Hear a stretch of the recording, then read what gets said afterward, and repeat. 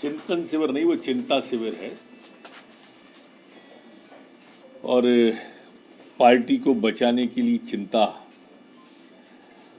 आदरणीय राहुल गांधी जी को अध्यक्ष बनाने की चिंता, इन सब विषयों पर वहां पर चिंता होगी।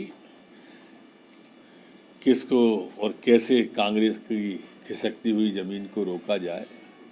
और मैं मानता हूं कि एक परिवार की स्थिति के लिए वो चिंतन शिविर है।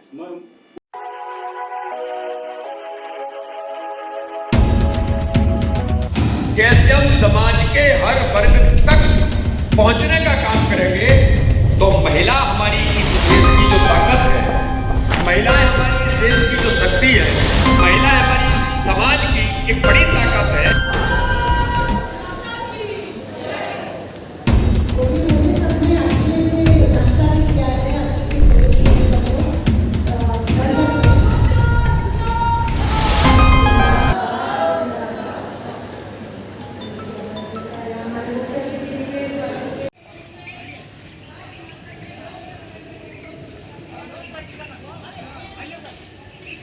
सभी को नमस्कार।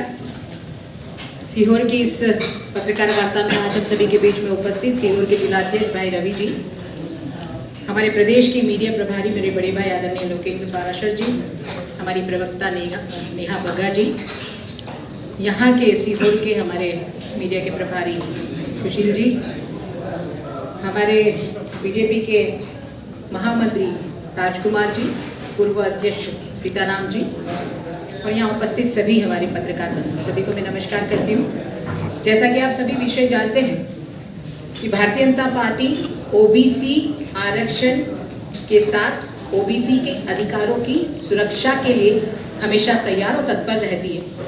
उसके हर कार्य ओबीसी के हित में हो, ऐसा भारतीय जनता पार्टी की सरकार और संगठन दोनों ने प्रयास किया है। और ये हम जानते हैं कि अभी सुप्रीम कोर्ट का जो आदेश आया है, उस आदेश में संशोधन हेतु एक याचिका दायर हमारी सरकार के द्वारा की गई है, ताकि हम स्थानीय निकाय और पंचायत के चुनाव, नगरीय निकाय, हम लोग ओबीसी आरक्षण के साथ कर सके। देखिए, ये सारी जो परिस्थितियां उत्पन्न हुई है, ये कांग्रेस की कूटनीति और उनकी बुरी मानसिकता का परिचय है। अगर वो सच में ओबीसी के साथ हित करना चाहती थी, ओबीसी के साथ न्याय करना चाहती, तो मुझे ऐसा लगता है कि जब, क्योंकि मैं भी जिला पंचायत की अध्यक्ष हूँ इंदौर की, हमारा कार्यकाल 19 में ही खत्म हो गया था, उसके बाद शुद्ध मानसिकता के साथ उन्हें चुनाव करवाना चाहिए था। लेकिन कांग्रेस जानती थी कि उनका जनाधार खत्म हो चुका है, उन्हें स्थानीय निकाय के चुनाव में सफलता हासिल नहीं होगी।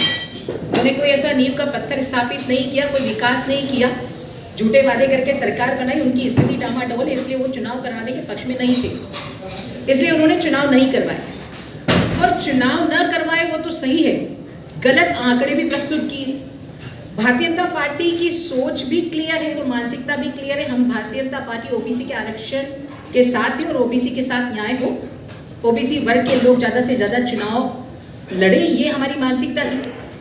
इसलिए जैसे ही सत्ता में आए, हम लोगों ने चुनाव की प्रक्रिया शुरू कर दी, जबकि कोरोना काल था, विषम परिस्थितियां थी, लेकिन फिर भी वार्ड परिसीमन की बात हो या वार्ड के आरक्षण की बात हो, मतदाता सूची की पुनरीक्षण की बात हो, हम लोगों ने सब तैयारियां कर ली थी और पूरी मानसिकता के साथ हम चुनावी मैदान में थे।